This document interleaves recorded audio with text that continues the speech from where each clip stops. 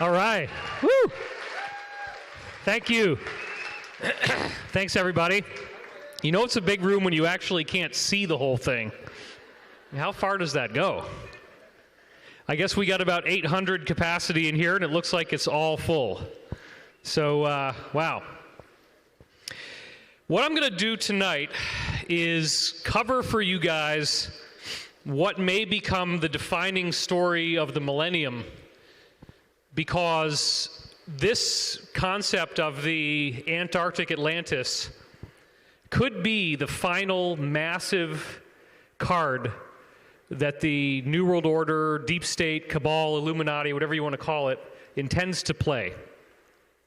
I feel very privileged to have been able to gather this information and to be able to present it to you in this form. And this is not going to be just a rehash. We're going to bring it up to date. I've changed all the slides around. So this is not just a repeat of the Antarctic Atlantis video that you might have seen online. Clap if you've seen the Antarctic Atlantis video. Okay. See, there you go. That's at least a third. So the question really becomes, why is the Antarctic Atlantis question so relevant? And there are a lot of layers to this. We have gotten so many different insiders coming forward now, some of whom haven't come forward yet but might, who have talked about this idea that there are massive caves under the ice in Antarctica. This is apparently the result of natural volcanic hotspots that melt the ice, leading to a situation where you could walk in with a t-shirt on, and there's plenty of land, and then when you get in there, you discover there's actually ancient ruins that look like what you see in Peru with places like Pumapunku. And in addition to that, it turns out that there are some very intense extraterrestrial motherships. There's 3 major craft that have been found in this area. And as time has gone on, the information keeps coming in more and more. So before we get into all that stuff and the actual full cosmic history of how this works, I want to talk about why this is the final card that the deep state intends to play. One of the things that is a really unique element of what I bring to the forefront for you is actually having had access to people that are part of what we're calling the Alliance. And this is a group of military personnel in America, government personnel, intelligence personnel, not only in this country, but in many of the world's countries. This is actually the majority of the world now that has unified, at least partially, in the goal of bringing freedom back to this planet, because we don't have it. Absolutely.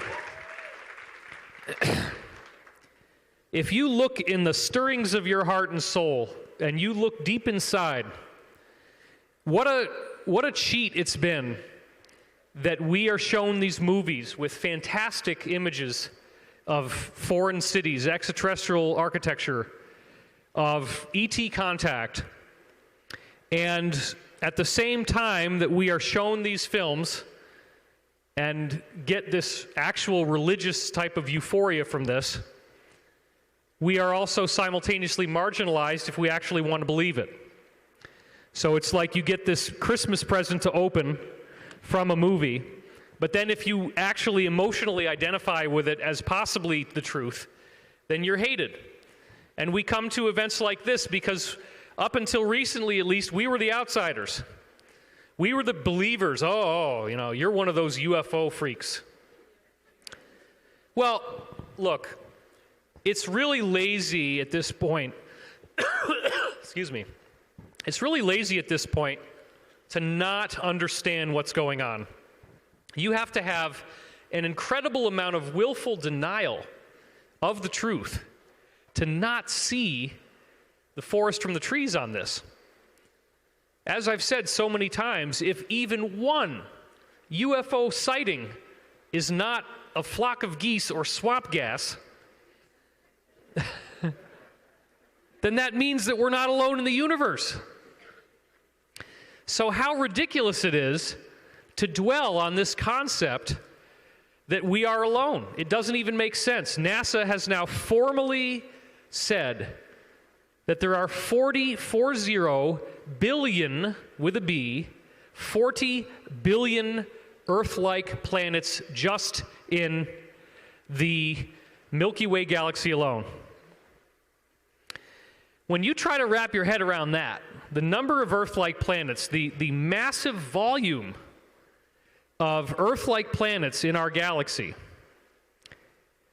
and then you start to look at the science that I've brought out, which you're probably familiar with already, regarding this idea that all of the aspects of DNA emanate from the quantum realm quite naturally. DNA is a quantum blueprint. It actually arises out of the same laws that we get quantum mechanics out of. And one of the best ways to see that is the study that was done by Hoyle and Wickramasinghe, where they looked at the dust coming off of stars, and they found out that 99% of all the dust in our galaxy is freeze-dried bacteria. It has the same reflective qualities as freeze-dried bacteria. That means that the surface of stars, which is what's giving off this dust, the surface of stars, they are life factories. They're shooting out all this life constantly. So then if you start to think, okay, well, if every star creates bacteria and there's 40 billion Earth-like planets, then the chances are that the bacteria lands on those planets and it starts creating biomes. Because one of the things we see is life likes to blossom out and create lots of different stuff. And when you get into the eukaryotic model of the cell, you begin with these little guys, these little bacteria, and then they start to figure out how to hang out with each other, and then they build a membrane around it for protection, and that's your first cell. And so all the different parts of the cell originally appear to have started as microorganisms that were separate. Once you've got cells, you can start to create all different types of life. And where it gets a little bit more controversial is when we bring in somebody like Emery Smith, and I'm very glad that they listened to me and we got him in this year. Can you give him a big round of applause? Thank you. Now bear in mind, Emery's been a friend of mine for 10 years. I met him at a meeting, a dinner meeting with Dr. Stephen Greer at the end of the 7th Ray in 2009 in Topanga. And it wasn't too long after that that he visited me at home, and I wished that I had gotten a recording of this. So just in case you haven't heard this before, it's been ever since that time that I sat down with a guy who told me that he had personally handled some 3,000 different specimens of what appeared to be extraterrestrial corpses. And of that 3,000 number, about 1,500 of them are partial or complete bodies. So he started out with little tissue samples that he called salmon fillets. That was just his term, because that's what they looked like. Then you got little arms or legs or fragments of a hand, fragments of a foot. But then the next thing you know, it starts to get really strange when you're getting these bodies where maybe there's a leg missing or something, but otherwise it's basically an intact corpse. Now, I think it's interesting for me to have been on the receiving end of this 10 years ago, but now that he's come forward, it's like the whole UFO community and the mainstream media newspapers and the people that want to make videos and the people that want to make television shows and the people that do radio shows and conferences like this. This is a sensation. This is this new thing that's burst out, this Emery Smith story. But the story really tells us that he was just one guy. He didn't have any special position. He didn't have any unusually high clearance for what he was doing. This is one guy. But what his focus was has to be something that many others were doing. And there were no two of these bodies that were alike. So we're looking now at a very distinct possibility, and we still have to phrase it hypothetically for the skeptics, right? The possibility that we have a secret space program that is very elaborate, that has extensive contact with multiple extraterrestrial civilizations. And this goes far beyond the traditional idea of grays from Zeta Reticuli. And yet that's where mainstream ufology people that are trying to make a difference, people that are doing their homework and they're trying to put the pieces together. We just didn't have all these pieces before. And I was out there talking about this without my insiders coming forward, and you either believed me or you didn't, but now you have this opportunity to see beyond that. So what's happening is this idea of a secret space program is so out of the box that even the people who thought they had a really open mind and could handle a large amount of new information are being very challenged by this. It's thunderous in terms of the difference of what this means from what we thought we already knew. And then what we also find out is that even here on Earth, the amount of, would you guys please stop talking back there? Yeah, it's really disruptive, I'm sorry. Just if you can try to avoid that. Yeah. I'm trying to concentrate and, anyway. So try to imagine what's going on here, because we're looking at the possibility of a disclosure event that is so huge that it dwarfs the possibilities of what we thought could happen. We're literally going beyond any definition of what we thought even would be possible with UFO disclosure, right? Even if the typical UFO speaker at an event like this was totally accurate, and he's right, and all that stuff that he was saying is correct, it doesn't even begin to come close to the full scope of what these new stories that we've been bringing out are telling you. So that's a very powerful change. That's a very powerful revelation. To get to the point of seeing that we as humanity, are already an interstellar galactic species. As Pete Peterson said to me recently, there are Americans all over the galaxy. And if you think about it, as I've said so many times, look at Roswell, 1947. We're talking about 70 years ago, and we're looking at a situation now where that crash gave us interstellar and galactic capable travel. And we've had 70 years to work on it. So don't you think maybe they went somewhere, and don't you think maybe they did some things, and don't you think maybe they built some things, and don't you think maybe they met some people, and they engaged in trade, and those people gave us more technology? Well, let's talk about the deep state for a minute. Let's talk about the true reality of what this thing is. It's not a fun subject. It's not a fun subject to discover that there is this weird cult running the world. But we all know it. And you don't even have to be somebody that would be in this audience and come to this event to understand that now. John F. Kennedy was shot in broad daylight, and they tried to say there's this bullet zigzagging around. Nobody believed that. But yet, the reason why it was so creepy was that the media was complicit in the cover-up. This whole illusion that the media is trying to get to the truth, it's laughable now. We see that the media is a propaganda apparatus, just like what we used to accuse the Soviet Union of in the 1980s, when we wanted to nuke the crap out of them. So, if you don't have a truthful media, if they're going to lie and they're going to assassinate the President of the United States, and then now we have RFK Jr., the son of Bobby Kennedy, saying that he went and interviewed Sirhan Sirhan and doesn't believe Sirhan Sirhan did it. That Sirhan Sirhan was a mind-controlled patsy. And now you're getting open discussion in the mainstream media about trauma-based mind control and the idea of this undiscoverable human slave who can carry out orders without even being aware that they did it once it's over. That's really happening. But if you can wrap your head around this idea that there is a deep state, then we got to kind of take this and go a lot farther than most people are comfortable going. So first of all, this is a very ancient cult. It's nothing new. The organization that we're speaking of is an organization that traces itself back at least to the Egyptian priesthood, where, as we're going to see in a few minutes here, people with elongated skulls lived and at one time were the pharaohs, but then they got deposed. But they didn't all die out.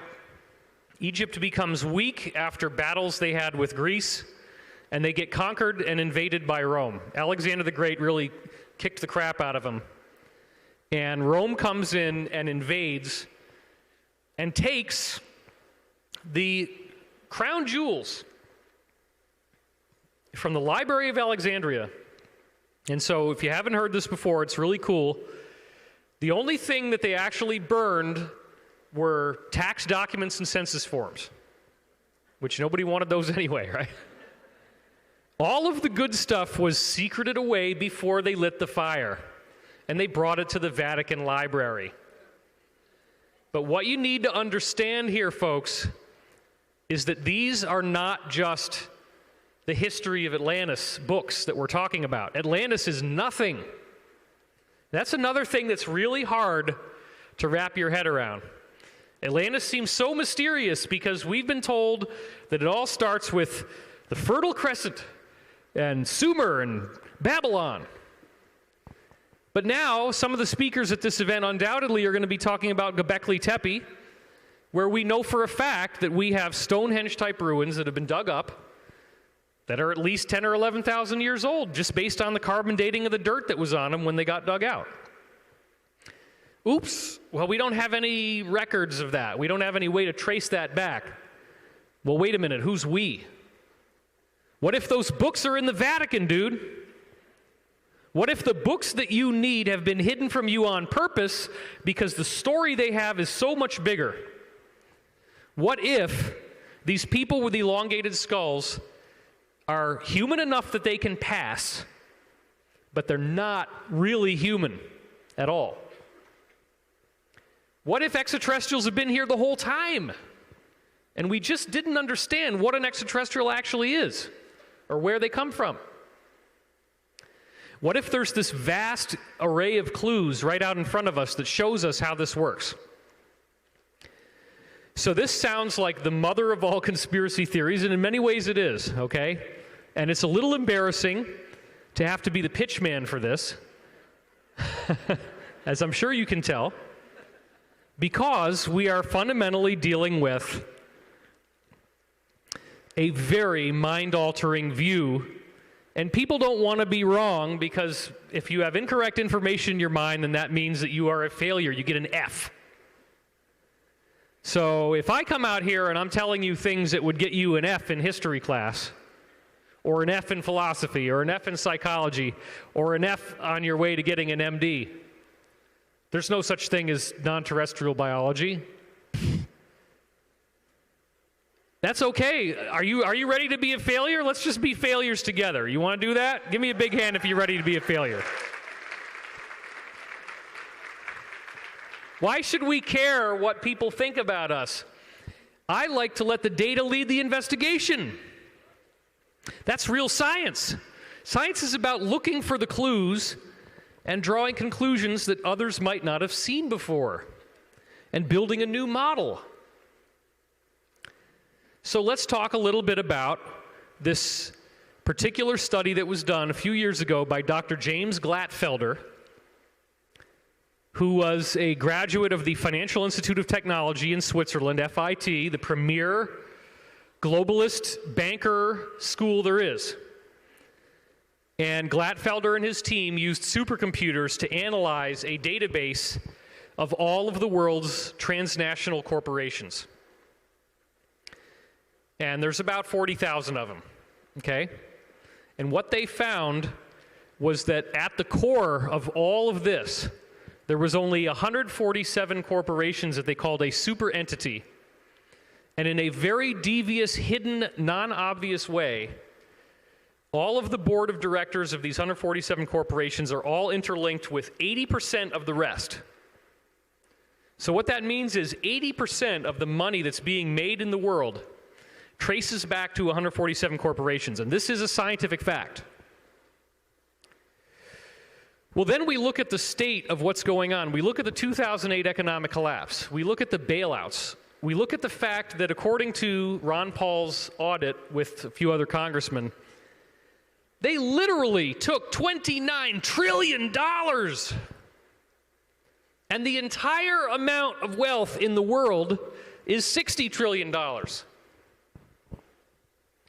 They just printed half the wealth of the world out from printing presses, the American dollar hot air printing machine. It's unbelievable. And so the word trillion is this nice little shorthand that we can use that obscures the fact that even $1 trillion, even one, is literally enough money to build an entire civilization.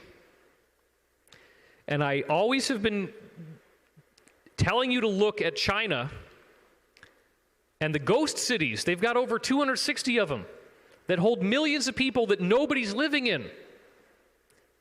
And they're doing these cities, they're building these with just the surplus of about a couple $1 trillion a year. So if those cities could be built, then where the heck are they? Well, they're just not on the planet. They might be inside the Earth, they might be off planet. This super entity, right? 147 corporations. Okay, David, well, what the heck are they?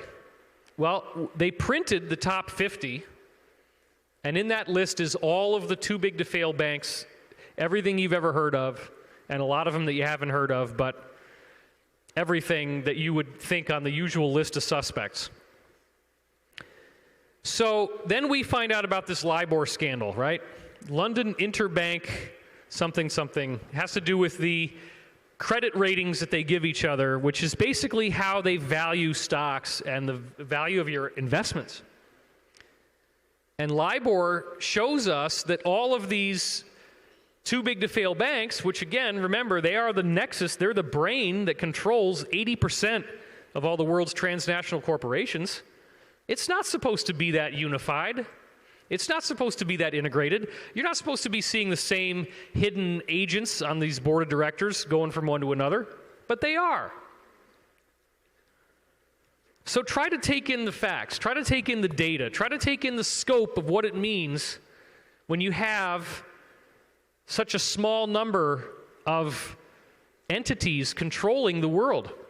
And we know it's a fact now. LIBOR tells us that they're actually rigging each other's credit scores to hide massive debt. They don't have the collateral to lend. They don't have the collateral that they say they do. They're totally broke. And so what we're seeing is that the entire world is now reeling with crippling poverty. 50% of Americans don't have enough money for food and shelter. They're on a hair trigger right now. And we are about to see Spain and Italy default on the euro. Now bear in mind that the combined total of their economic value is 16 times greater than the economic value of Greece. And Greece's default nearly destroyed the entire euro. So, what I'm trying to tell you now is that there is a reason why this group, this super entity, has taken all of our money. And it's because they have built a vast, vast secret space program. And if we look at the lessons of history, it's not too different. Imagine, if you will, that you were living in Rome and that the idea that they had ships that could sail across the ocean was kept classified. So they're lying to you, and they're only telling you that they have this land mass that you're on, and the ocean is something that can't be crossed.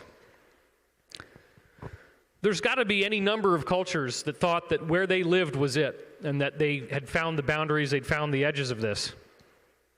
Okay.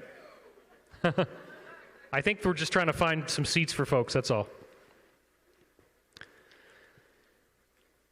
If that's the case, then look at what actually happened with Rome, right? They had imperial ambitions and they developed outside their own borders. And they put so much of their money into foreign bases that they eroded the homeland, and that's what caused this collapse. But before they collapsed, they had infiltrated the Egyptian priesthood, and they brought those people with elongated skulls into the Vatican. And so if you haven't heard me talk before, think about the Vatican mitre hats, these elongated hats that everybody wears in the Vatican. Now, there may not be very many of these people still around, but apparently there are some. And they could walk around just fine with those hats on because you don't see that they have a very different looking skull.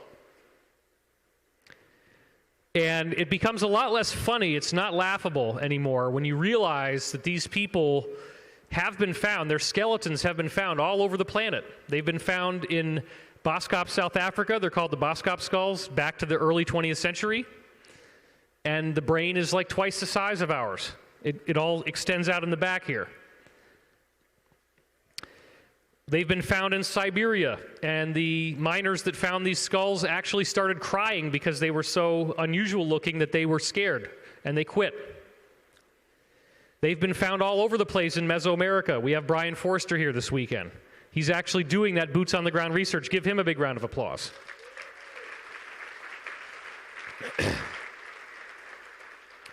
I don't have him in this particular talk, but there are numerous examples of weird Mesoamerican carvings that show people with elongated skulls that are clearly in the priestly caste. And then, of course, we have all these pictures of the Egyptian pharaohs, Akhenaten, Nefertiti, their daughter Meritaten, elongated skulls. So these people were here, and there's something really different about them because it doesn't appear that this is a natural progression of human evolution because only a small, very small number of these skulls have been found, but they are out there. So now you have this idea, what if those people with the elongated skulls that were running the Egyptian thing behind the scenes and then eventually ran the Vatican, what if they are the core of this so-called Illuminati? Well, when I started to talk about people with elongated skulls, I got approached by a group that identified itself as the Rosicrucians, and they wanted to come out through me. They wanted to tell me about people with elongated skulls, which they claimed they were. Apparently they have internet access. I don't know. So they wrote me. And it sounded intriguing, as a lot of these things do when you first get started, right? But then they start saying that I would need to be inducted into the world of enlightenment. Well, you know what enlightenment and Illuminati, illuminate, enlighten, light, illumine, oh boy, okay. And they wanted me to come up to San Francisco. They had some Rosicrucian temple up there, and they wanted me to receive initiation, and I would have to go alone.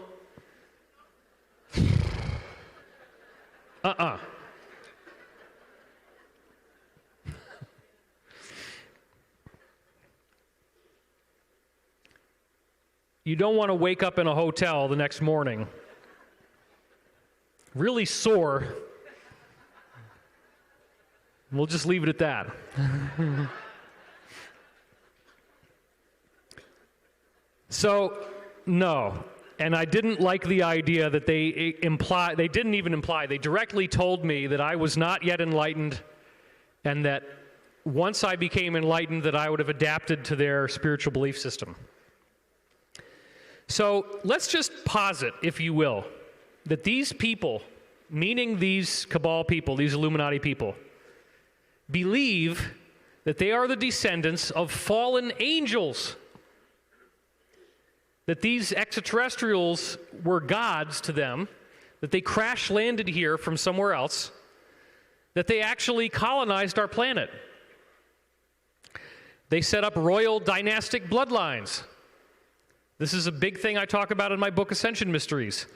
You look at the d'Este clan in the 1400s in Italy, and these people have the elongated skulls. And they're the royal family. Out in the open, they're not even hiding it. They have very strange-looking heads.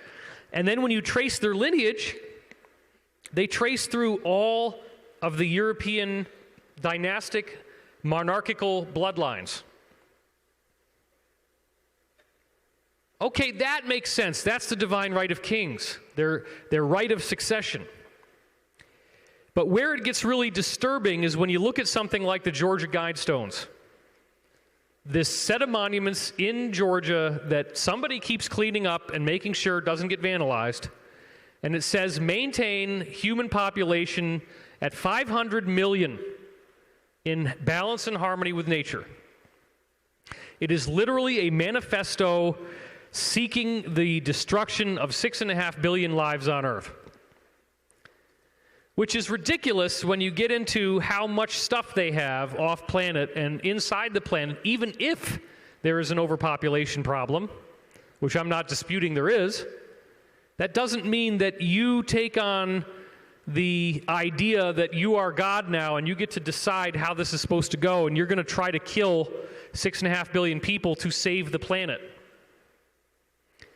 Like I've said, this makes Hitler look like a Sunday school teacher. How do you actually accomplish that? Well, they've been trying. They've tried and tried and tried to get a nuclear war. Extraterrestrials have very consistently interrupted plans for a nuclear war. This is a very common thing. And we have multiple insiders that testify to UFOs appearing over nuclear missile installations and powering them down. And then another guy used to see at all these events, Bob Dean, him along with Pete Peterson actually revealed to me something that was very, very classified, which was that all of the warheads in the nuclear missile arsenal of the U.S. and the USSR melted down around 1990, 1991. And that was what, yes. And that was what precipitated the fall of the Soviet Union and the Iron Curtain. Well, the Iron Curtain was actually another thing. That's the German part of it. But East Germany was part of the USSR. It's all interrelated. So consider, if you will, that there are benevolent ETs that are trying to have a non-intervention policy where they don't want to get too involved. They don't want to do anything too dramatic. But they are very much preventing these disasters from taking place. And they have a very strong opposition in the form of this global elite.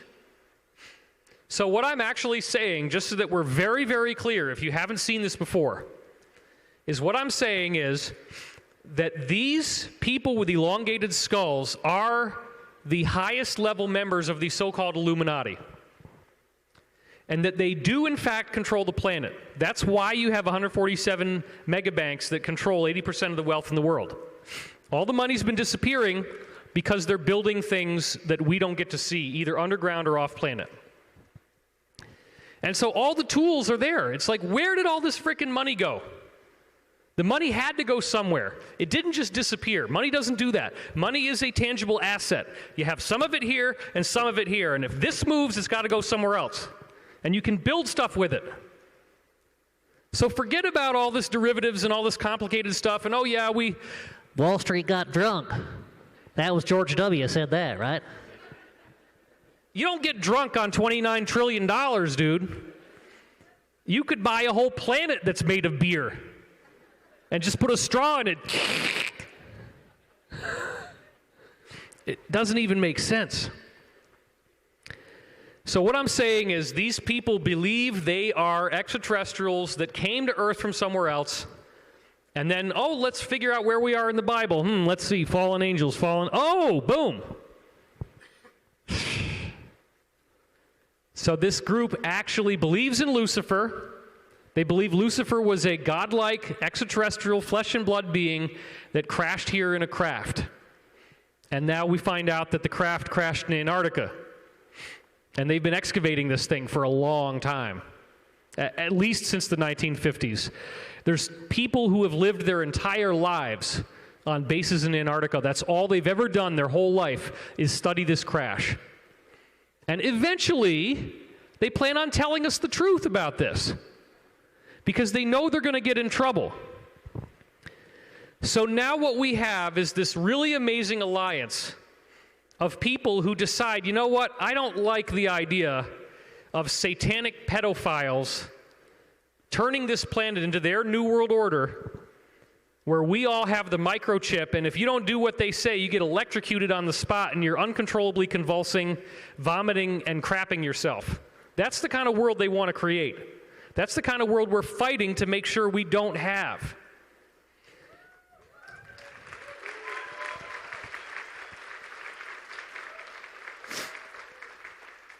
I take this very seriously. You know, well, thank you.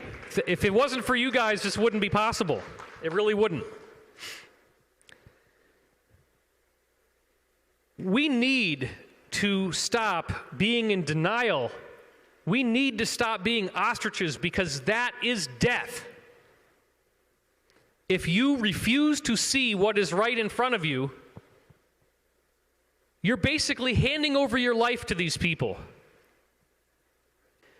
And it's also not cool to use your religion as the imprimatur, there's an SAT word, to say that you can kill other people. Get rid of it, right? They're out there saying, we're against fundamentalism. We don't like fundamentalists. We don't like fundamentalist Christians. We don't like fundamentalist Islam. We don't like fundamentalist Jews. We don't like fundamentalist Buddhists. And there are those, believe me. Certain cults which we won't name. And I've had these conversations with Illuminati people. It's like, dude, you are a fundamentalist. You got one of the weirdest ass religions on earth, man. So why can't you guys just be cool and respect that there is some kind of intelligence that created the universe? It doesn't matter whether you call it Lucifer or not. And I wouldn't call it Lucifer. I think that's totally wrong. Because the whole idea of Lucifer is that Lucifer is the opposite of all these other religions, which they then say were created by a false god that they call a demiurge or an egregore that created the universe. And this false god has enslaved us with these moral and ethical codes. Because God forbid that you be told that your instincts are wrong. Well, I'm sorry, but if your instincts are to kill people and rape people, it's not a good idea, right?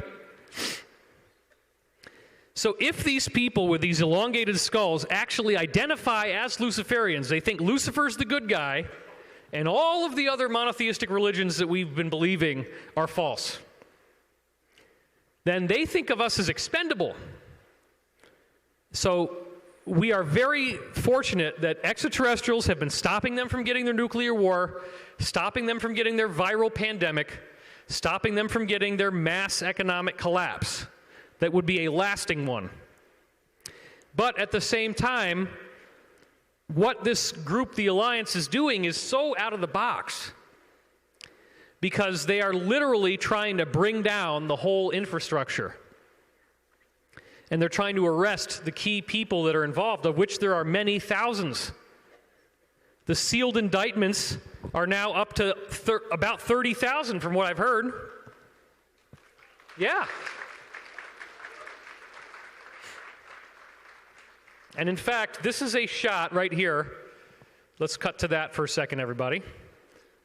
This is a shot of the sealed indictments from from October 30th, 2017 to March 31st, 2018. And you can see all the states are listed here. And then down at the bottom, in yellow, as you see right there, it has 24,544 sealed indictments. Now look, I've been out there talking about mass arrests since 2009. I've been very aggressively talking about it since 2010. You guys were the type who would actually take this seriously and trust that I have some credible sources, but we didn't really have anything else to go on at that point. Now you look at this kind of data, it's like, oh my gosh. There's never been more than 1,000 or so sealed indictments in any given year in America. So what I'm trying to tell you is, I don't think that all these indictments are going to get unsealed over the course of 1 year, 3 years, 5 years. I'm saying it's going to be like a frickin' spring-loaded attack. But the trick is that there is going to be some sudden signs of an economic collapse. Now, I am not saying this is a prolonged economic failure. Please don't get me wrong. But I do think that the old way has to fall apart. We have to actually get people pissed off. We have to get people to see that they've been robbed and lied to. So we're going to need another 2008. And it just hit me in the last week, oh my gosh, that's the Alliance's plan. Because QAnon, have you noticed this? They're totally silent since May 22nd. Not a word. Which sucks, really, because I was enjoying it. Were you enjoying Q? Yeah, it's amazing stuff. Well, QAnon only followed after this lady calling herself Meganon was talking, and then she actually talked to me. I was the only person that she spoke to, and she had already been prognosticating a mass arrest scenario, that there were going to be certain pieces of information released that were going to be so infuriating and so outrageous that the public would welcome a large number of arrests. So now, as of May 29th, we're seeing, this is from Wall Street Journal, one of several, so this was just a few days ago, red flags are suddenly rampant in markets. Europe's deepening troubles and disappointing global growth signals are sparking a rally in haven bonds. So look, here's what I'm trying to say. George Soros is coming out in the open now saying, we're probably about to have a big economic collapse. And there's dozens of headlines like these that have all of a sudden been popping up. So the U.S. is now being run partly by this military alliance and partly by this cabal, and both are in place. But in order for the alliance to win, they have to collapse the dollar. They have to collapse the banking system. So it looks like things are going to get pretty hairy, and you see, if you've been reading Q, all these references, pain is coming, pain is coming, pain is coming. And then they'd capitalize the word pain. I think this is talking about the economic collapse. And if you heard me on Jimmy Church the other night, or you saw this is really, really bizarre. Very, very exciting, interesting thing. Harvey Weinstein, of course, was literally the kingmaker of Hollywood. If you had a movie with him, and you were willing to do certain things, you're getting an Oscar. Okay? So he is the system. And then what you see here, this is just one of many copies. Harvey Weinstein entered police station when he was arrested carrying the biography of disgraced Hollywood filmmaker Elia Kazan. Now here's a picture of him actually holding that book. And I don't know how well you can see this from the audience, but look where the red circle is, and then you see that the book is upside down. It says Kazan, right? Can you see that? And then you flip it over, and that's the whole book cover. It's by Richard Schickel. Now, why is this so significant? Let's back up to him for a second here. This is significant because Harvey Weinstein understands filmmaking, and filmmaking involves foreshadowing. In a film, in a good film, you're supposed to tip off people subconsciously if you're going to kill off one of your characters. And you do this by having symbols of death around the person. So if you look carefully at movies, you'll notice when somebody's going to die, any of the decent filmmakers will do this. They'll have symbols of like a bird flying off, or some kind of open coffin-like area, or they'll have scenes of fire, or they'll have a weapon that's pointed at the person's head. We were just watching this movie Game Night the other night, and there's this really funny character in Game Night who's this blonde cop that lives next to the other guy, and he's really creepy and weird, and he sits down, and when he sits down, there's these two guns pointed at his head in the scene when they start to have this game night with him. As soon as I saw that, actually my wife saw it first, and then as soon as she said that to me, see, I'm giving you credit for it. As soon as she saw it, I said, oh, wow, you're right. That means he's going to get shot. Sure enough, big bloody gunshot wound scene shows up later in the film. So knowing that Harvey Weinstein is a master of foreshadowing, why would he have this book under his thing? Well, it's because you got to remember the whole McCarthy era in the early 1950s, where Senator Joe McCarthy was looking for commies in America, communists. And so the belief was that communists had infiltrated Hollywood. Well, okay, communist, just think Illuminati, okay? That's what it was. They were just using that word, but what they really meant was cabal, deep state, same thing. Because there is a very strong Russian element to this thing. Khazarians, right? And Kazan is the name of the guy who was testifying. So he ratted out 8 of the top people in Hollywood.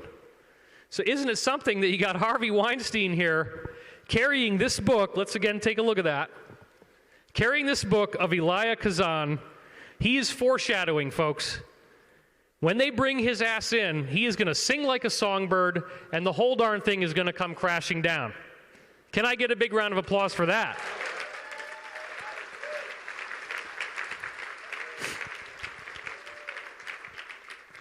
Now, I want to be very clear with you.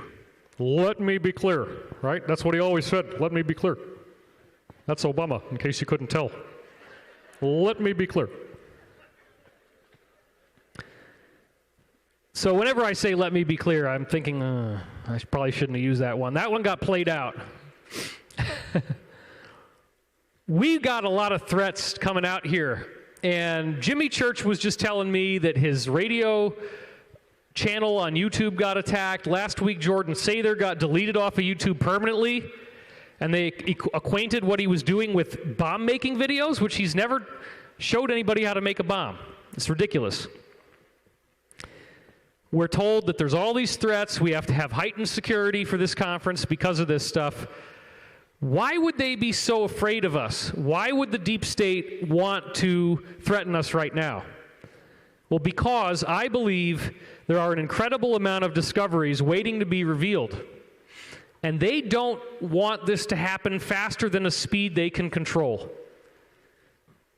So the big plan always was to show us Antarctica being Atlantis at the moment that they're just about out of time.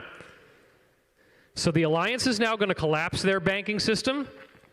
You've seen Russia, China, Iran, all these various countries in the alliance creating alternative systems to the dollar backed by gold, incidentally. India apparently is getting ready to do it as well. India just thumbed their nose at the U.S. sanctions that came out. Said, no, we're not doing that. We're not obeying that. So Antarctica is the trump card. Antarctica is the final step that they want to bring out to shock people so greatly in the world that it's a weapon of mass distraction.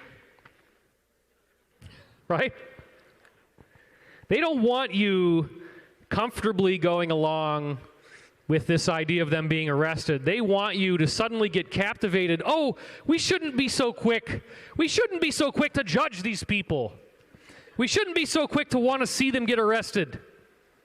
Yeah, they did a lot of bad stuff, but man, they had this really cool thing, and they just didn't think we were grown up enough to appreciate it.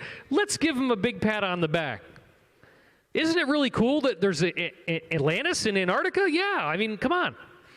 So that's what they're trying to do. They want to come out with this, and many insiders have already gotten to see the Antarctic Atlantis. So what does this mean if they do this? It means it legitimizes the original legend of Atlantis, first of all. And that's pretty huge. Because the legend of Atlantis has been laughed at. It came from the Egyptian priesthood. The same people with the elongated skulls told it to Solon, who then told it to Plato. And the legend states that there was a large continent surrounded by a massive ocean. Well, if you think about it, Antarctica is a large continent surrounded by a massive ocean. The only one like it, really, in our world. And so the big reveal is that Antarctica is the missing continent of Atlantis. But then it gets a little deeper than that, too, because what happens when we see that a formerly inhabited continent that clearly had warm weather, clearly had buildings people could live in, somehow got destroyed? It means that the Earth had to have shifted on its axis. And this becomes proof that extinction-level events have occurred in the world. And that's a very, very big deal. So as we would learn about something like this, we're going to go through a collective dark night of the soul. We're going to become aware that things could be happening on this planet now that could lead to another Atlantean catastrophe. So this could be part of the idea that they want us to think that this loving, geometrically defined universe, which again is part of their secrecy, but I don't look at it as an Illuminati thing, I just look at it as science. they've just co-opted the science very negatively, that we could be heading into some kind of world-transforming event.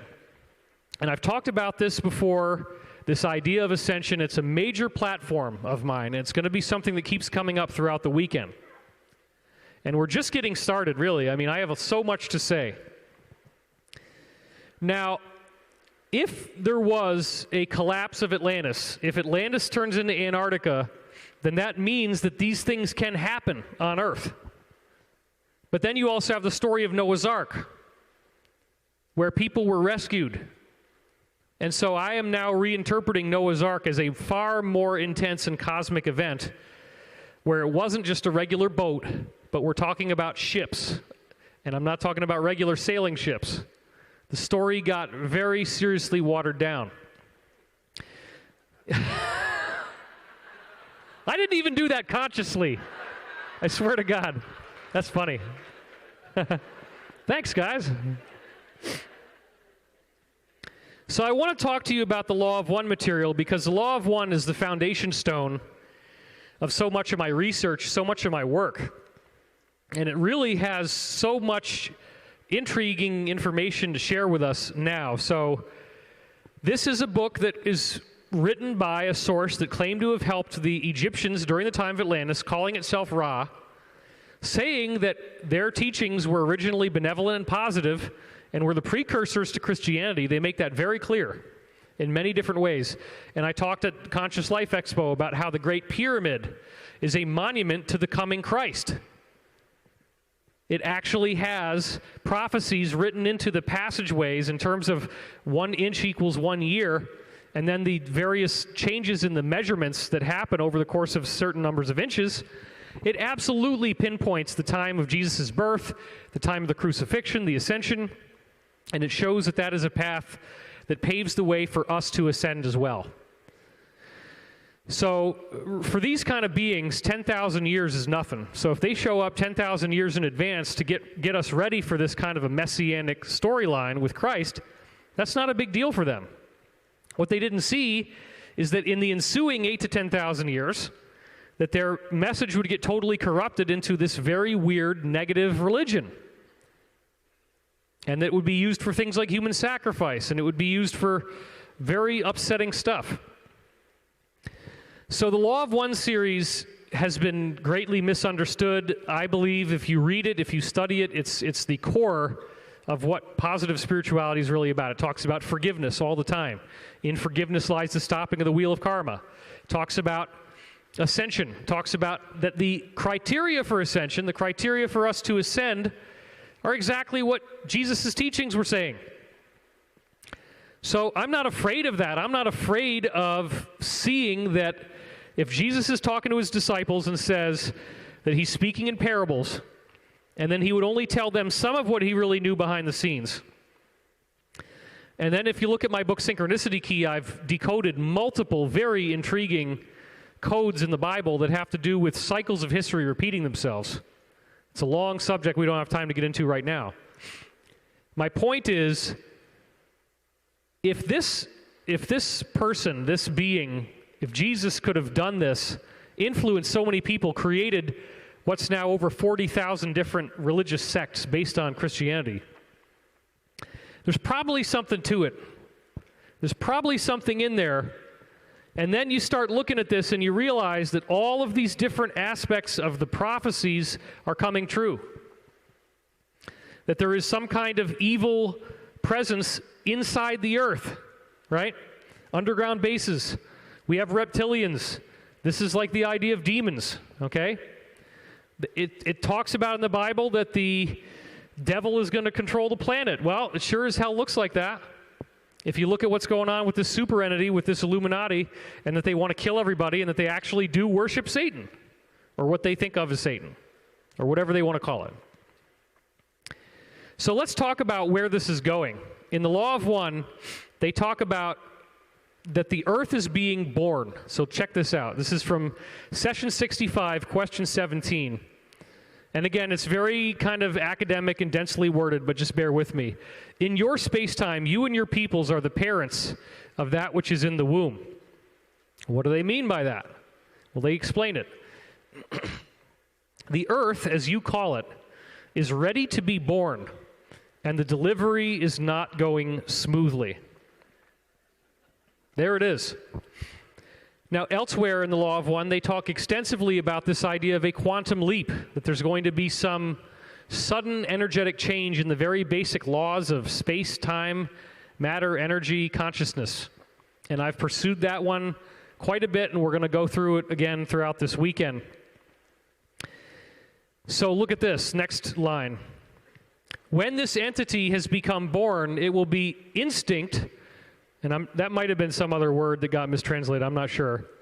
It will be instinct with the social memory complex of its parents, which have become fourth density positive.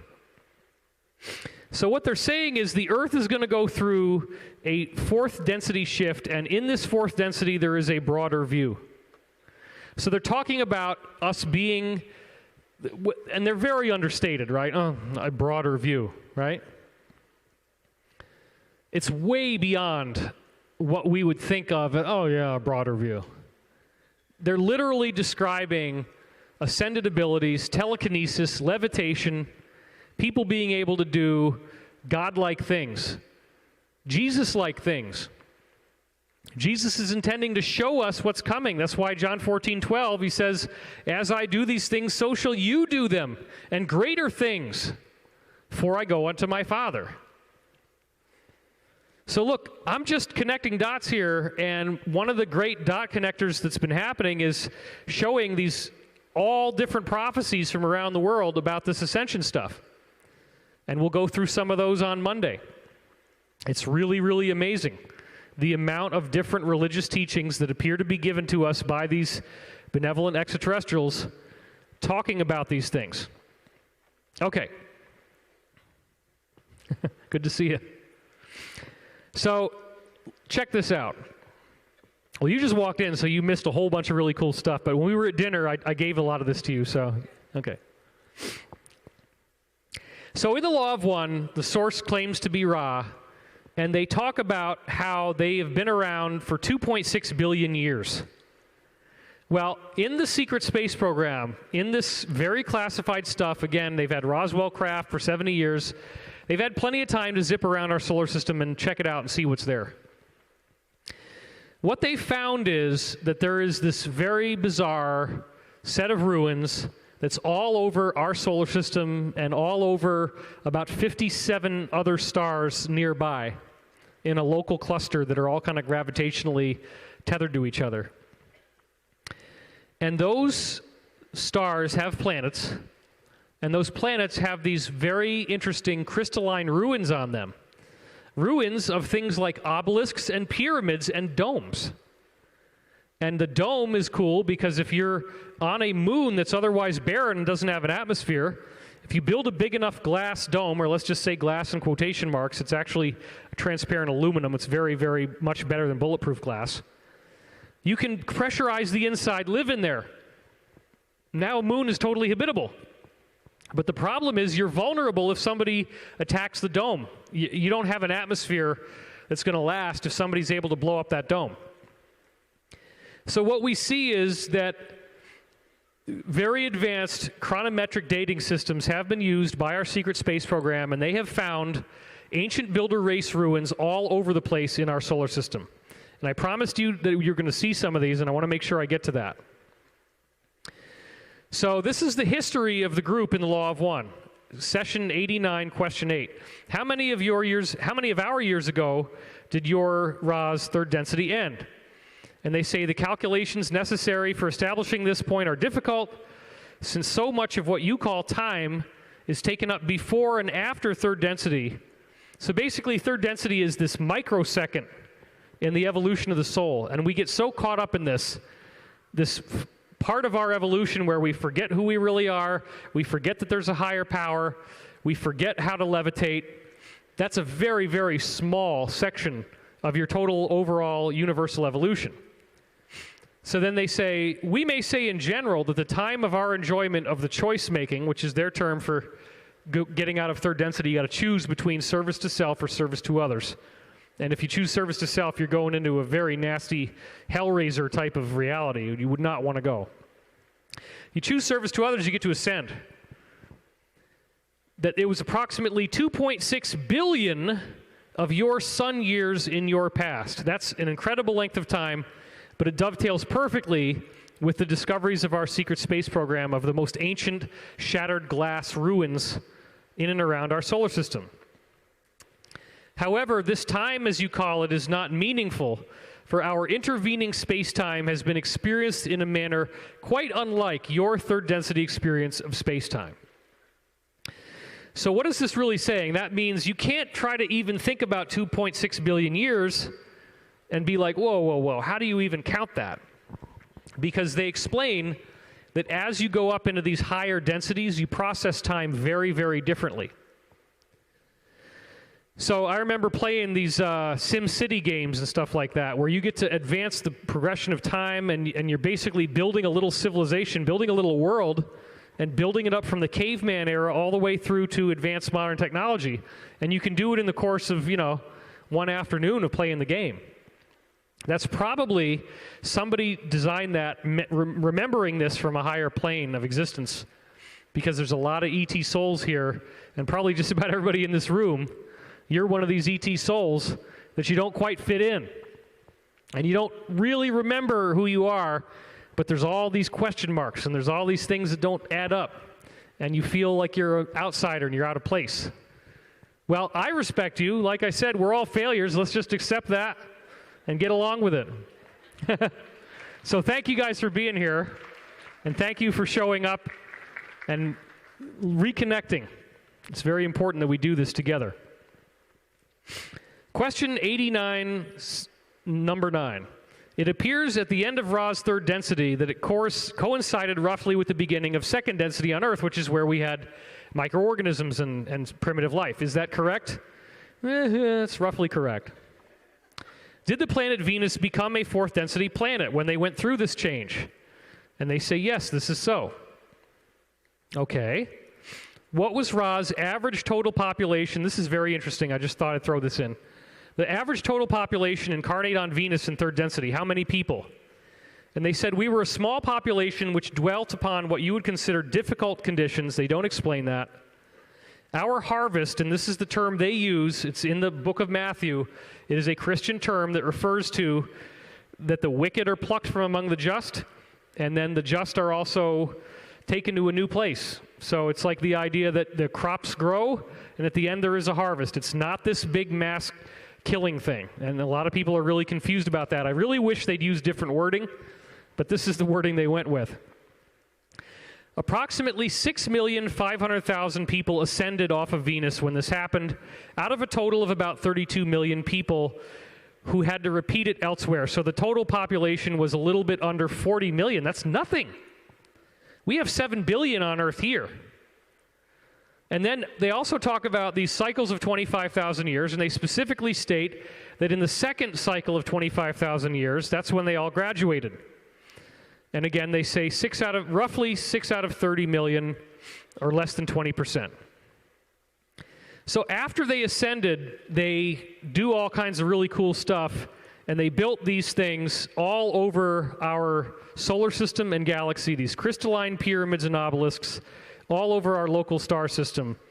And some of the shattered remains of this still exist on the moon today, believe it or not. They've been left alone, and they are literally that ancient. So to give you a sense of what this might be, one of the ones that I love to bring up is the original probe that went around the moon, which was not from the US, it was from the Russians. They beat us on that one. And this was in 1965. It was called Zond 3. Now this probe is taking a series of photographs, of which this is one, very kind of poor quality. Don't look at the thing on the bottom left. That's just an error in the camera. That's not a saucer, okay? So nobody's trying to misunderstand me here. What I want you to look at is down there on the bottom right. And now I'm going to zoom up on this even more. Check that out. If you haven't seen this before, it's absolutely stunning, because this thing's got to be miles above the surface, and it clearly is crystalline. And the Russians were basically just taking picture after picture with a robotic satellite. This is before NASA was able to censor all of the images before we got them.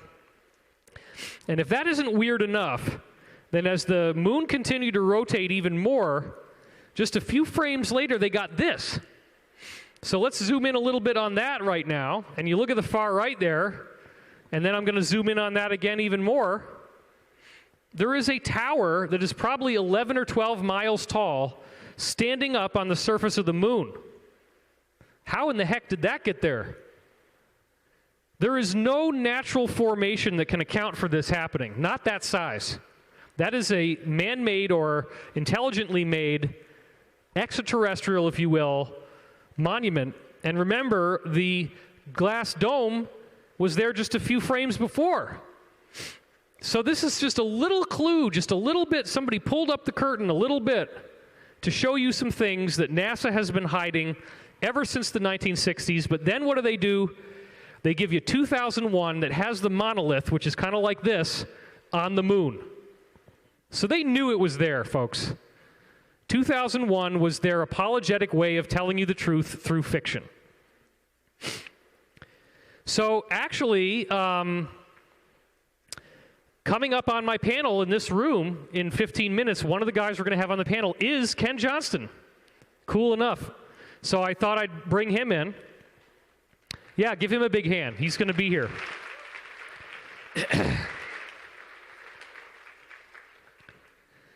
So there were 2 sets of prints from Apollo, and he was given one of the sets and told to destroy it, but he thankfully did not do that, which is awesome for us. So this is a shot of him doing an event at the National Press Club in Russia for all the Russian media that he did in conjunction with Richard C. Hoagland, who I worked with for many years, and he's been one of the original guys doing all this. And this is one of the shots from the infamous frame 4822. And what you see on the left is the official NASA version, and what you see on the right is the version that Ken Johnston was told to destroy. And then you see this blown out box in the middle.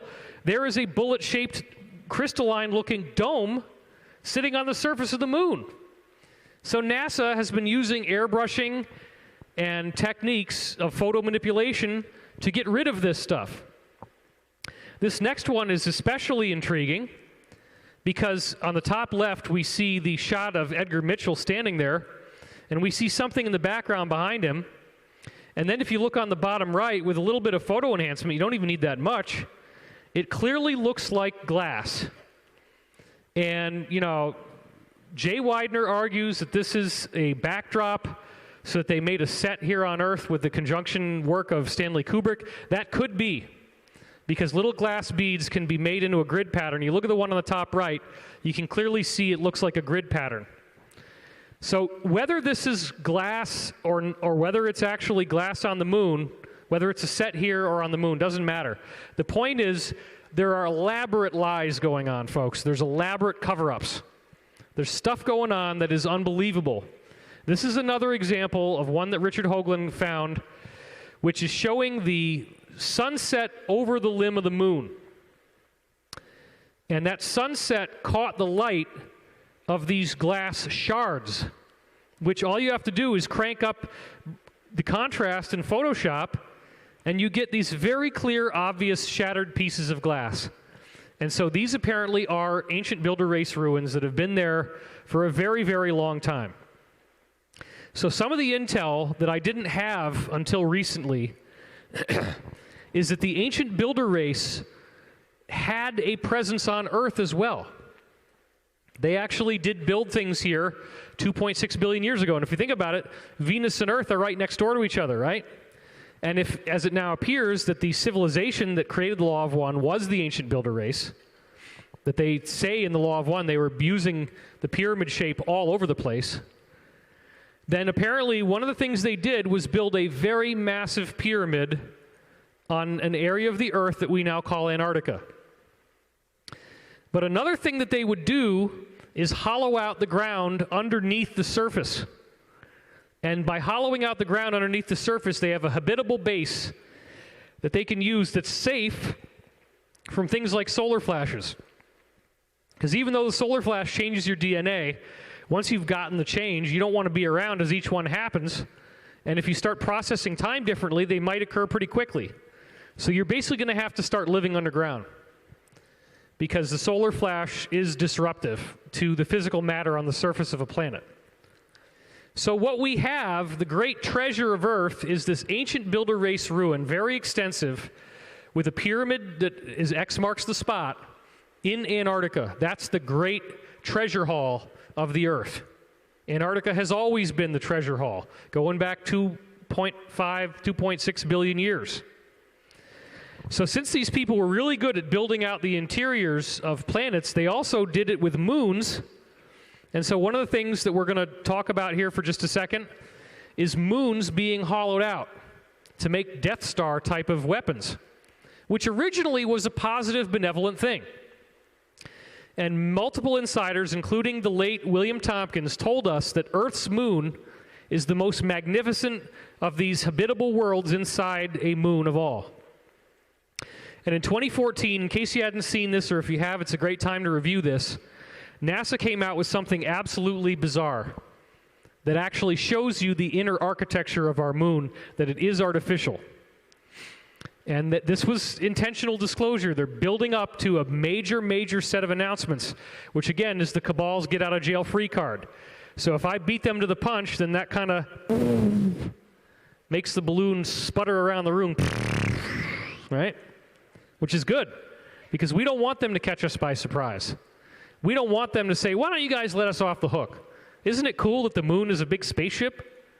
No. You guys still are satanic pedophiles. Sorry. We're not getting over that.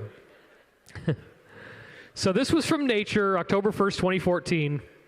The moon's largest plain is not an impact crater. Gravity data, so the actual change in the pull of gravity, suggests that the flows of volcanic basalt formed from tectonic stretching. But look at this. If you just tilt the moon a little bit, there's a big frickin' square there. You see the square on the right? Now here's another thing from space.com. Strikingly geometric shapes hidden on the moon's surface. Now that you know where it is, you look at the moon the way it's normally tilted to us, and you can actually see the square, which they've outlined in red. And then they take a picture from a different angle. This is from Huffington Post, newly discovered rectangular structure, they're even calling it that, sheds new light on a moon mystery. And so this so-called Procellarum rift is clearly geometric, and what we're looking at here is that the interior structure of the moon is like a metallic framework, let's say. If you want to use the term metal, it's probably not really metal. And so maybe they built a cube inside, right? And the cube has all these rebars surrounding it. And then they have one side of the cube that's where you get in and out. So it's really nice and thin there. So what happens is, as the asteroids and the comets and whatever are hitting the moon, it's dinging off of this hollow hull that has an underlying cubical rebar inside of it. And as it bounces off, you can see most of the dust is eliminated, and that's where you get these dark areas. Those are called mares or seas, and they're very thin. So this is the underlying superstructure in the moon being revealed to us. Well, oh my God. We've talked to insiders saying there's 10,000 floors of habitable space inside the moon. 10,000 levels of stuff that you can live in. These buildings, these moons are literally capable of taking an entire planet worth of beings and flora and fauna like we have here now and moving it somewhere else. And the latest data that we now have, the summary consensus, is that this came in at the time of the fall of the dinosaurs. And after the fall of the dinosaurs, which was deliberately engineered apparently by these same kind of elder race type of beings, they seeded the modern humanity. Because you just saw on Fox News last week, and many others had it as well, that a mammalian dinosaur fossil has been found. So that clearly is the first clue that a reptilian type of human life was going to get formed on Earth if it hadn't already done so. So somebody knocked off the dinosaurs and changed things around, And that's when they moved in the moon, supposedly, which created seasons, which created a planet that reptilian life isn't going to make it, more like mammalian life is now going to make it. And then all the people and all the plants and all the animals and all the ocean life, certain floors inside the moon were all ocean. They all get dropped off here. Now here's another shot of a study from Nature Journal, and you see on the left and in the middle this very clear square on the moon. And then on the right is Saturn's moon Enceladus, which actually has a square on the bottom as well, South Pole. Again, very likely an interior structure, as we're now understanding. And by the way, all the moons in our solar system, NASA quietly announced, they all have water inside of them. So that means that they're really not a bunch of dirt on the surface. It's all frozen ice, and then the dirt just clusters on top of that. And this is NASA. I'm not making this up. I've got it in my new book. You can look up the references, Ascension Mysteries. So anytime you have one of these moons, you can build a whole civilization inside and have enough drinking water to create as much terraforming as you want. You can grow plants, you can raise food, you have plenty of room for a huge population, and the nature designed it that way. So here again, this is one of the coolest shots of all, the Procellarum rifts. In this one in particular, you can really, really see how geometric that is. I'm sorry, but regular explanations don't cut it. This is too weird. It's too perfect. It doesn't make sense. And here's another one that lets you see it really well. So now I want to talk about the Law of One regarding Antarctica and ask, is there anything about Antarctica in the Law of One? Well, you type in the term Antarctica in the lawofone.info website, which is how you look up anything in the Law of One. It's free. And no, the word Antarctica never shows up. I just did it today. But they do talk about the honeycomb Earth, which is something that all of the insiders mention. Session 60, question 21, is the Earth solid all the way through from one side to the other? And they basically say no. Your sphere is a honeycomb nature. The center is solid, however, if you call that which is molten.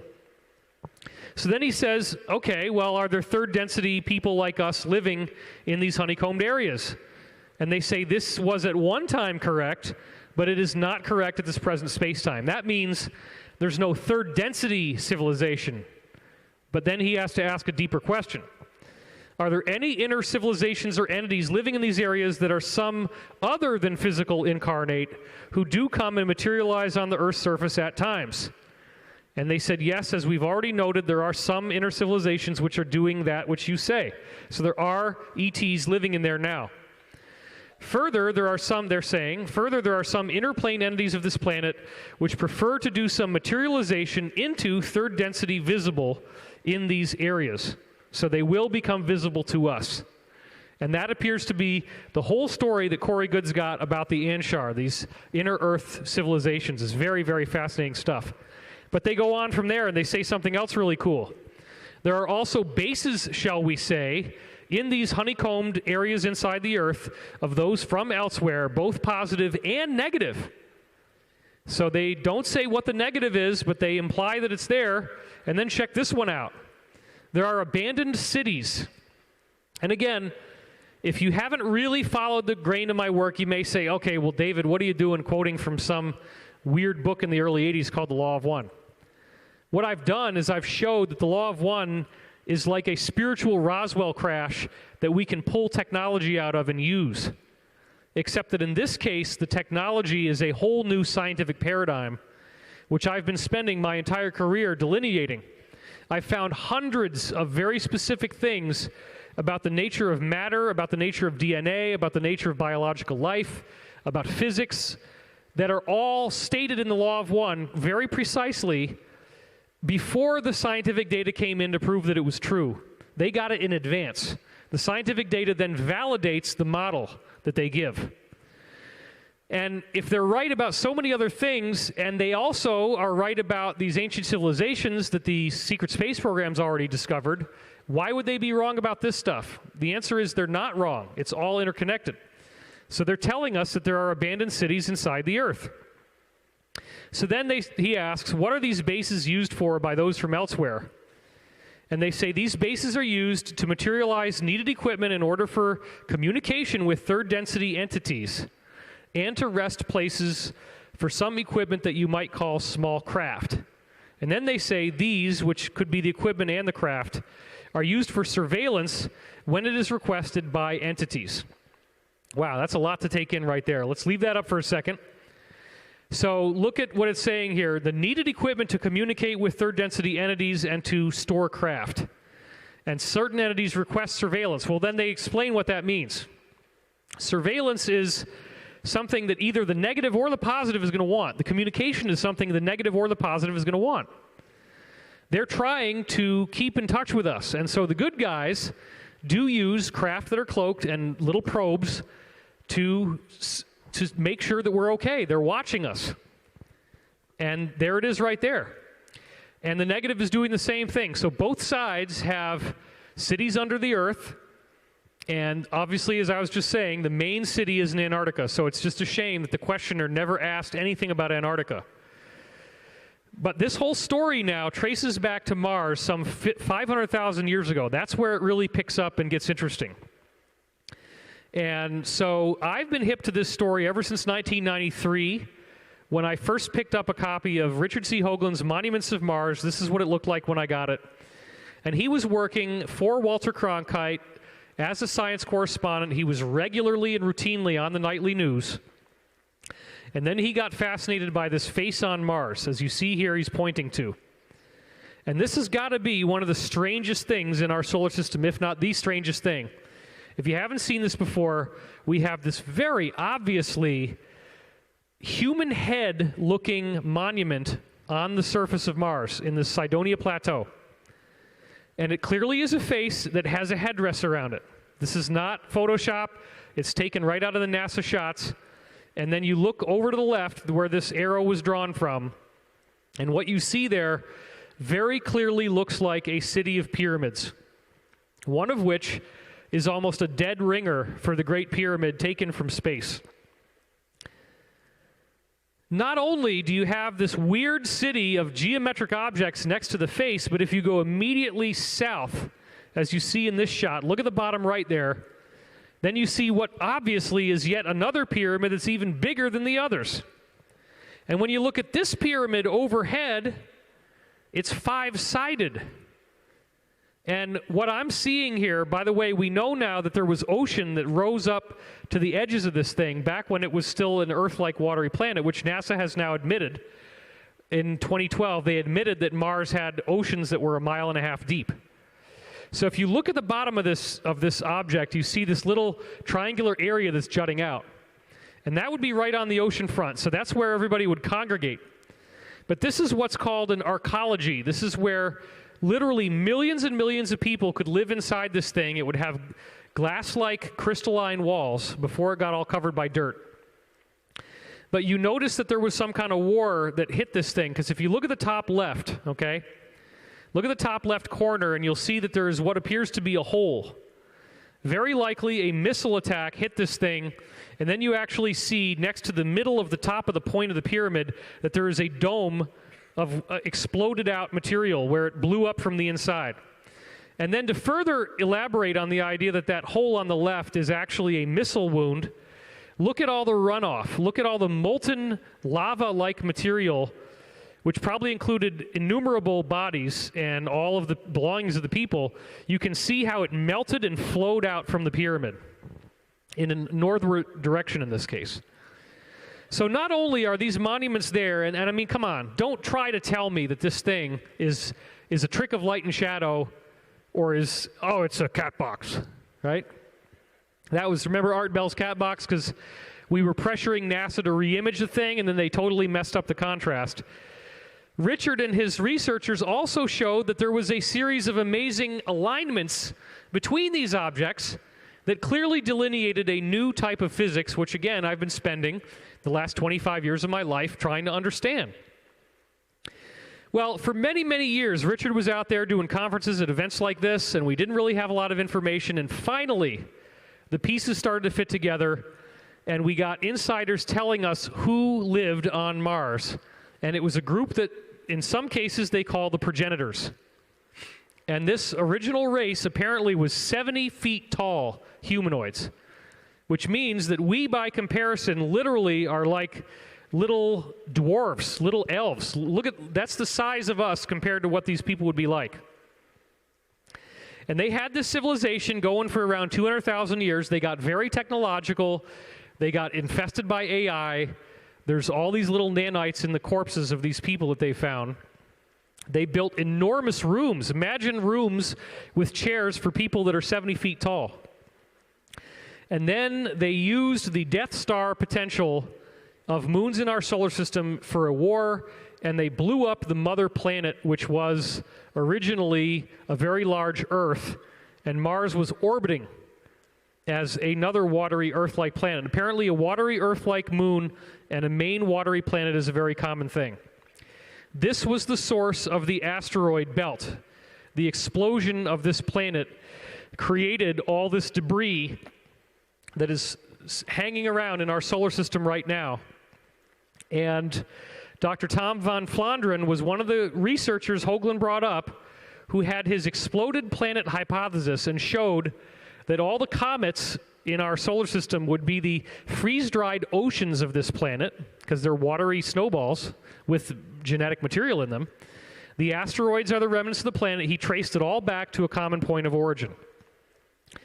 And it's very strange to note that Arthur C. Clarke's film 2010 talks about this idea of Jupiter exploding and becoming a new star. So once again, it's as if they're recapitulating this history, that a planet in our solar system exploded, and they're showing you this again. So this is a shot from 2010 with the space probe there, and then the whole planet gets consumed and explodes. But then they talk about it as if it's a new type of life taking place, and then also, very important, the message that was given, the secret message in this movie, is that the space probe shoots out from the exploded planet. You see the space probe in the foreground there? That's them. That's the fallen angels. And if you read Arthur C. Clarke's book, he says that the name of the new star that is created had to be Lucifer. Whoa, what? A new star gets formed in our solar system, and you're saying everybody agrees it has to be called Lucifer? No, I don't think people would have voted on that one. I think they would have come up with something else. But Arthur C. Clarke was one of these people I would call a polite Luciferian. You know, he wasn't really doing the hardcore stuff, but it is an unfortunate fact that Arthur C. Clarke lived in Sri Lanka because he was evading pedophilia charges. Okay, that's true. Sorry to say that, but it's true. It's because if you want to be in this club, you got to do it. That's one of the requirements. It's like a gangster thing. You have to be involved in this stuff so they can take you down anytime they want to. So at Conscious Life Expo in 2015, that's when we blew the lid off of this Antarctic Atlantis story. It's been, I guess, 3 years now. Or maybe it was 2016, actually. I'm sorry, I should change that. It was 2016. So anyway, we spoiled the surprise because, or no, it was 2015. I'm sorry. It's been a while, huh? It's just how fast things are going. It's unbelievable. So during this time, so it wasn't the Antarctic Atlantis story, but this is what they started to do. February 2016, 2015, they come out with this very bizarre information about the planetoid or moon Ceres. And so here is Ceres compared to the Earth in size. So in 2015, they start showing you bright spots on this dwarf planet. Now, the weird thing is that as the planet rotates, the brightness never goes away, and there's no really good conventional explanation for what the heck could be causing this. So look at what happens as the planet rotates. It's still just as bright. And then here is an image from Hubble Space Telescope showing that no matter where it rotates, the bright spot is still right there. Then in this next image, what you're seeing is that there is this weird rectangular crater right next to the bright spot. So what do I propose is going on here? What I'm saying is most likely the bright spot is the roof of one of these cities under the surface of the moon. And they have to keep it bright because you want it to look like it's daylight. So the dust is blown off, and now you're seeing the other side of this bright roof. And very likely that rectangular area is the original docking plate for the ships that were going to land. and it's just gotten covered over with dirt since it was first built, but you can still see it. So you would land your ship on this dock, a hexagonal dock. You would take elevators down and you go inside that base. But again, the law of one explains there's bases inside the Earth inhabited by positive and negative, and elsewhere they say it's all over the solar system. So then in March 6, 2015, that's when they told us that Mars had these huge oceans. Mars was once covered in water, making it ideal for alien life. The lost ocean of Mars. Then they announced that Ceres was going to be orbited on March 6th, and they wanted to explore this. And so, again, they could have used this to come out with the disclosure at that time. If the Alliance's efforts were going to succeed, this could have been a big surprise attack for us, where they would try to get us to give them a get-out-of-jail-free card. So this great catastrophe that blew up the super-Earth occurred 500,000 years ago. And when this happened, some of the people fled in motherships and crash-landed on the Earth. Where did they want to go? Well, you probably can guess. They wanted to go to Antarctica, because that's where all the good stuff is. That's where this pyramid from the ancient builder race is located. So the first crash of a very large mothership was 500,000 years ago. And Corey Goode got an artistic team together to reconstruct the appearance of the ship. And this thing is approximately 3 to 5 miles long, crashed on the bottom of the ice in Antarctica. So you got to go all the way down to get to this, and they crashed it right near where the pyramid is. So this had a huge civilization of people living in it. And those people, after they crash landed on the surface, this art, by the way, the bumps on the top of the craft were not correct, but it's close. So you got to understand, there's teams of people that have been living in Antarctica their whole lives, studying this crash site, studying the pyramid that's next to it, studying this huge base that these people built, because they cannibalized their ship, and they used the ship to build a base. And so they were able to live on Earth comfortably for hundreds of thousands of years, long before it became Antarctica, and had all these cool-looking icebergs that you see here. After this catastrophe that blew up the super-Earth, some of the survivors settled on the moon. And some of these pieces of evidence still exist in the NASA images. So this is more recent stuff now. Now we're back to Ken Johnston, frame 4822. He's going to be on this stage. I think the panel starts at 4:15, so I'm just trying to maximize my time here. We'll have a little break. I'm aware of the time. I can see it right here, so nobody has to like freak out and show, oh, you know. So the weird thing is that you ask NASA for frame 4822, and they keep giving you different shots. And you can keep ordering it, and most of them are black, but then occasionally you get a good one, and this is one of the good ones that Richard C. Hoagland and others were able to get. And one of the things it has in here is this weird thing, which might possibly be a series of buildings, because look at the square crater on the bottom left there, clearly looking like it's the foundation of an ancient building or something.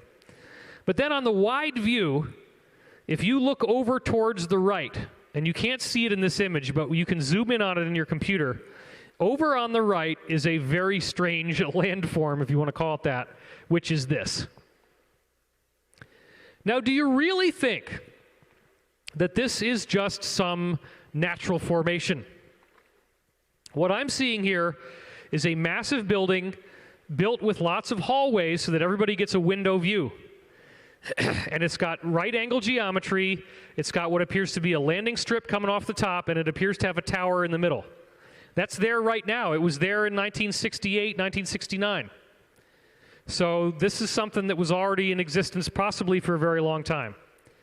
Another really weird one that you might have seen in my videos is from two frames, frame 9625 and 9630, and you can use a stereo view, and you seem to be seeing this weird crashed ship. So by the two of them separately, you don't see a whole lot, but then when you put them together and you combine the data from the two images using what's called an image composite technique, this is what you get. And so this appears to be another example of an actual crash, complete with the crater that was created. So when these people fled their planet, they were in a war. So when they came to Earth, they'd already been shot at and hit with the debris of their exploding planet. So they had to crash land in Antarctica. That's why it's a crash site. It's not like a smooth landing. This is probably another example of one of their ships of others that were fleeing to the moon that crash landed on the moon, leaving a big crater behind. Then we also have this thing, which is the so-called Blair Cuspids. And we see, this is an original shot from Ivan Sanderson in his book, clear examples of towers casting shadows. It could actually even be the same towers that were in the Russia Zond 3 image. Really, really weird and bizarre. So this is a Russian paper showing their version of what they think this thing is. And then we had a weird comic book from Gold Key in 1970 that clearly seems to be somebody knew something, because it's called UFOs on the Moon. And it says right here, my colleagues and I believe these are some kind of obelisks, completely different from anything else on the moon's surface. And it looks exactly like the Blair Cuspids. And then this is also something that creates anti-gravity and has a lot of ancient astronauts and ruins orbiting around it, floating.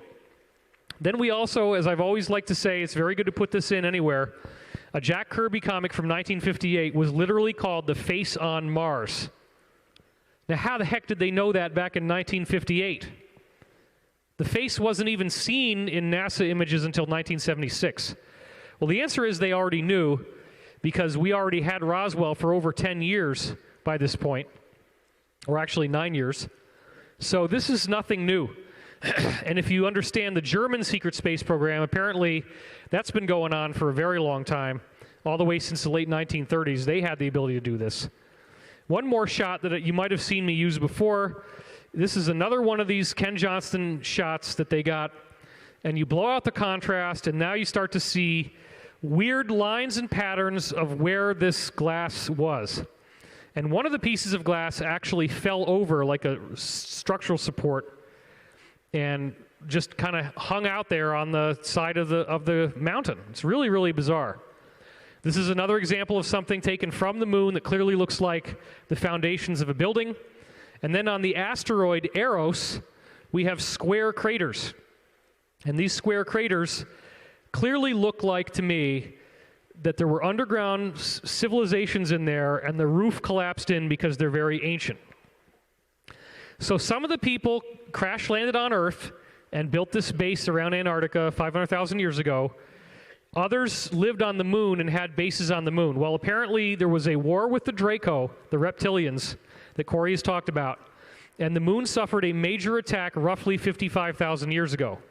This attack just wiped out. It rang the whole moon like a bell. It shattered all the glass domes. They all came crashing down, and a small group of survivors again crash landed in Antarctica. And that's really where this legend of the fallen angels comes from.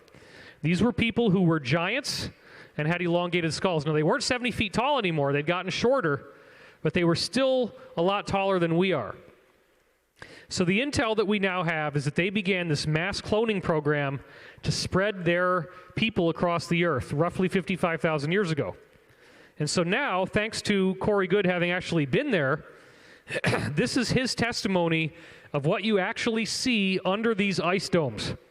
This is the flying black triangle craft they have, the buildings, steam rising up off from the volcanic areas. Very, very interesting. And this is another piece of art that we commissioned showing how they will chop out areas from certain parts of ice. They use bags of water that they hit with microwave beams. The microwave turns the water into steam. You melt it out, and what they find in there is these weird Peruvian-looking ruins of ancient buildings and structures, and they find beings like mastodons and all this kind of stuff as well.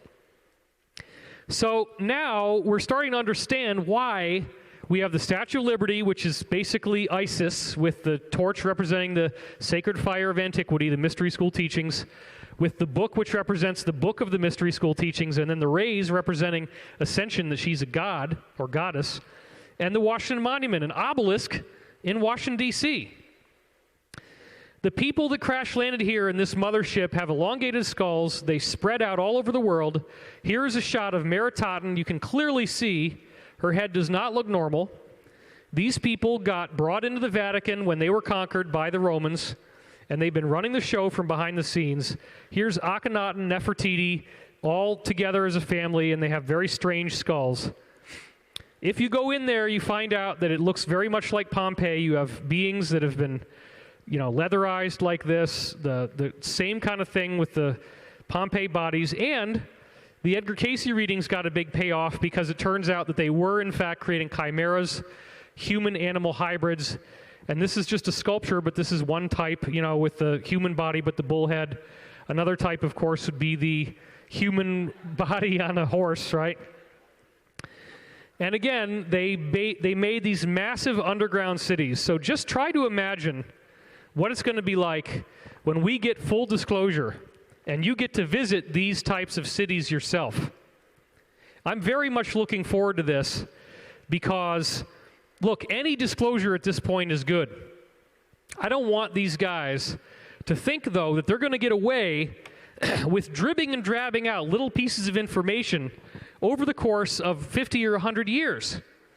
So when we get the Antarctic Atlantis disclosure, which could be very soon, we need to immediately start connecting the dots with Mars, with the exploded planet, with all the insider testimony that we have about this, with the idea that these people came here from Mars, crash-landed on Earth, took over the world, a series of floods, including the Atlantean flood, keep wiping them out, but they're still trying. And they think that the God of the Bible was responsible for wiping them out. Noah's flood was caused by God. Well, that God's got to be evil. That's how they look at it. So the point is, though, if you go that far out of alignment, if you start creating animal-human hybrids, if you start killing people, torturing people, you're going to get the karma, and that's apparently what this thing was. So with all that being said, I believe that we here have a great opportunity because you've been told this message very precisely, how it all fits together. Do not let them take 50 to 100 years to give this to you eyedropper by eyedropper. Full disclosure is what we need, and thanks to what I've done again here today, that is something we can claim for ourselves. I'm David Wilcock, Antarctic Atlantis. Thank you so much for being here.